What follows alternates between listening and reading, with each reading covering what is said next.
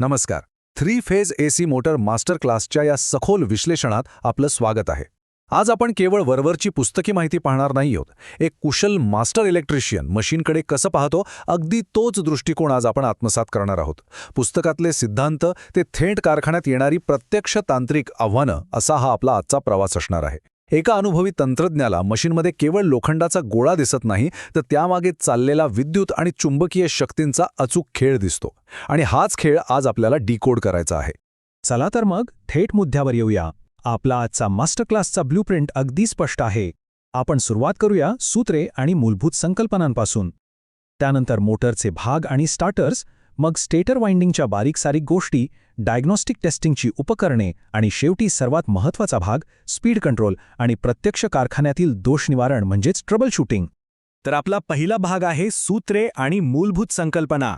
लक्षात घ्या, गणिताच्या अदृश्य शक्ती समजून घेतल्याशिवाय कोणीही मास्टर इलेक्ट्रिशियन बनू शकत नाही. हा बेस आहे.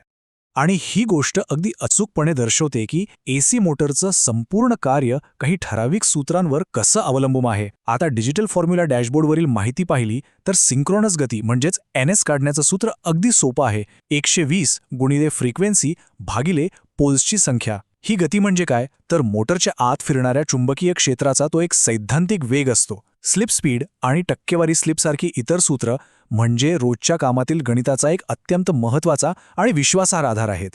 आता टक्केवारी स्लिप किंवा पर्सेंटेज स्लिप ही संकल्पना बघा. ही अत्यंत व्यावहारिक गोष्ट आहे. चुंबकीय क्षेत्र ज्या वेगाने फिरतं त्याला आपण सिंक्रोनस स्पीड म्हणतो, पण प्रत्यक्ष रोटर त्या वेगाने कधीच फिरत नसतो. कारखान्यामध्ये जेव्हा एखाद्या क्रेन किंवा क्रशरसारखा जड भार मोटरवर पडतो तेव्हा रोटरचा वेग चुंबकीय क्षेत्राच्या वेगापेक्षा थोडा मागे पडतो. हा जो गतीमधला फरक आहे तो सिंक्रोनस गतीच्या किती टक्के आहे हे काढणं म्हणजेच टक्केवारी स्लिप. सोपं आहे ना? कारखान्यातल्या एका प्रत्यक्ष उदाहरणाने हे समजून घेऊया. समजा एका मोठ्या लेथ मशीनला 6 पोल आणि 50 हर्ट्झ फ्रिक्वेन्सी असलेली मोटर जोडली आहे. आता सूत्राप्रमाणे 120 गुणिले 50 भागिले 6 केलं तर आपली सिंक्रोनस गती येते 1000 RPM. पण जेव्हा लेथ मशीनवर प्रत्यक्ष काम सुरू असतं तेव्हा टॅकोमीटरने मोजलेली रोटरची खरी गती 960 RPM इतकीच भरते. मग स्लिप कशी काढायची? 1000 मधून 960 वजा केले, उरले 40. 1000च्या तुलनेत 40 म्हणजे बरोबर 4%. म्हणजेच आपली मोटर 4% स्लिपवर अगदी व्यवस्थित काम करत आहे.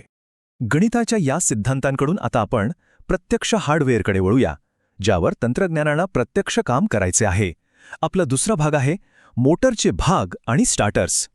आता या माहितीतील सर्वात रंजक गोष्ट म्हणजे slip rings. Slip ring induction मोटरमध्ये हे घटक अत्यंत कळीचे ठरतात.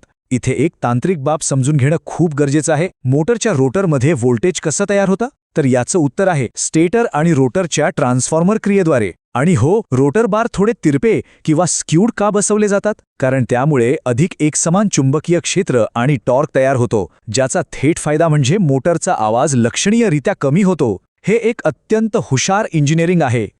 आता स्टार्टर्सबद्दल बोलूया. एका बाजूला ऑटो ट्रान्सफॉर्मर आणि स्टार डेल्टा स्टार्टर्सची फक्त पुस्तकी चिन्हे असतात, पण प्रत्यक्ष पॉवर आणि कंट्रोल सर्किट डायग्रॅम्स खऱ्या कारखान्याची परिस्थिती दर्शवतात. तिथे इंचिंग कंट्रोल आणि ऑक्झिलरी कॉन्टॅक्ट सारख्या गोष्टी असतात. मोटरला सुरक्षितपणे चालू आणि बंद करण्यासाठी, विशेषतः मर्यादित हालचालींसाठी इंचिंग कंट्रोल अत्यंत महत्त्वाचं असतं. ही सर्किट्स प्रत्यक्ष पॅनलमध्ये कशी जोडली जातात हे समजणं कोणत्याही तंत्रज्ञानासाठी अनिवार्य आहे.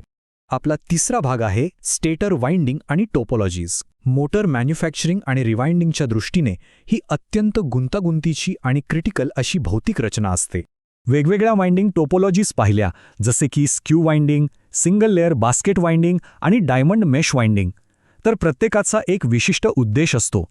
डायमंड मेशमध्ये कॉईलला प्रत्यक्ष हिऱ्याच्या जाळीसारखा आकार दिला जातो.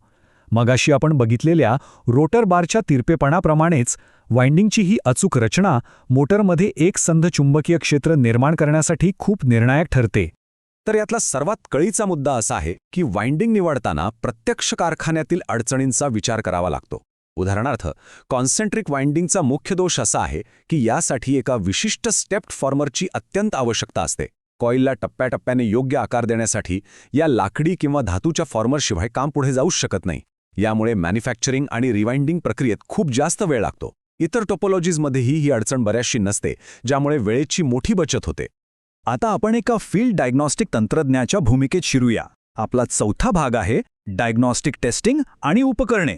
कोणत्याही आजारावर जसा अचूक उपचार हवा तसंच मोटरसाठी अचूक निदान हवं. अचूक निदानासाठी योग्य उपकरणांचीच गरज असते. 3 फेज इंडक्शन मोटरचा इन्सुलेशन रेझिस्टन्स मोजण्यासाठी मेगरचा वापर केला जातो. समजा वाइंडिंगमध्ये शॉर्ट सर्किट किंवा ओपन सर्किट असेल तर ते मुळापासून शोधून काढण्यासाठी अंतर्गत ग्राउलर म्हणजेच इंटरनल ग्राउलर अत्यंत प्रभावी ठरतं. त्याचप्रमाणे मोटरचे कॉपर लॉस निश्चित करण्यासाठी ब्लॉक्ड रोटर टेस्ट केली जाते. खरं सांगायचं तर ही उपकरणे म्हणजे एका तंत्रज्ञानाचा स्टेटस्कोपच आहेत, ज्याद्वारे मोटरच्या आरोग्याचं अचूक निदान केलं जातं. चला पुढे जाऊया आणि पाहूया हे कसं जोडलं जातं. केवळ टेस्ट करून चालत नाही, तर सुरक्षितेचे कडक नियम पाळणे ही सर्वात पहिली अट असते. रेझिस्टन्स टेस्ट आणि पोलॅरिटी टेस्ट या दोन्हीमध्ये एक अत्यंत महत्त्वाचा सुरक्षेचा नियम दडलेला आहे. मोटरला कोणताही पॉवर सप्लाय देण्यापूर्वी वाइंडिंगची पोलॅरिटी टेस्ट करणे हे अक्षरशः अनिवार्य आहे. चुकीच्या पोलॅरिटीने सप्लाय दिल्यास मोटरमध्ये प्रचंड ताण निर्माण होऊन ती एका झटक्यात जळून खाक होऊ शकते. त्यामुळे ही चाचणी म्हणजे सुरक्षेचा एक भक्कम पाया आहे, हे कायम लक्षात ठेवा.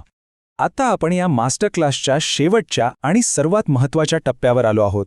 भाग 5 स्पीड कंट्रोल आणि ट्रबल शूटिंग, म्हणजेच थेट मशीनवर नियंत्रण मिळवणे आणि प्रत्यक्ष फॉल्ट्स दूर करणे. ट्रबल शूटिंग फ्लो चार्ट ही कोणत्याही अनुभवी इलेक्ट्रिशियनसाठी एका चीट शीटसारखी असते. यात जर असे झाले तर त्याचे परिणाम काय असतील याची एक अत्यंत तार्किक मांडणी केलेली असते.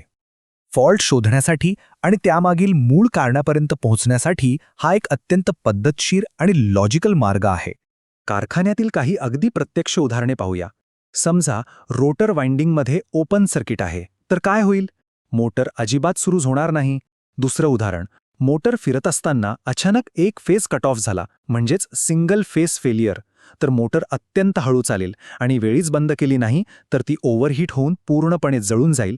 तिसरी आणि अत्यंत व्यावहारिक चाचणी म्हणजे इंटरनल ग्राउलरवर वाइंडिंग तपासताना तिथे हॅकसॉ ब्लेड ठेवून पाहणे. जर तो ब्लेड वेगाने कंपन करू लागला, व्हायब्रेट होऊ लागला, तर समजून जा की हा शॉर्टेड कॉइलचा थेट संकेत आहे. 3 फेज मोटरचे फॉर्म्युले, त्याची रचना, वाइंडिंग आणि ट्रबल शूटिंग यांचं ही सखोल मूलभूत ज्ञान आजच्या काळासाठी अत्यंत आवश्यक आहे. पण आजचं हे विश्लेषण संपवताना एक अत्यंत महत्त्वाचा प्रश्न निर्माण होतो. जसजसं ऑटोमेशन आणि स्मार्ट तंत्रज्ञान कारखान्यांचं स्वरूप वेगाने बदलत आहे, तसतसं भविष्यातील तंत्रज्ञानांसाठी 3 फेज इंडक्शन मोटरच्या निदानाची ही मूलभूत तत्त्वे कशी विकसित होतील? हे ज्ञान प्रत्यक्ष फील्डवर कसे वापरायचं हे आता आपल्या हातात आहे. या सखोल विश्लेषणात सहभागी झाल्याबद्दल धन्यवाद.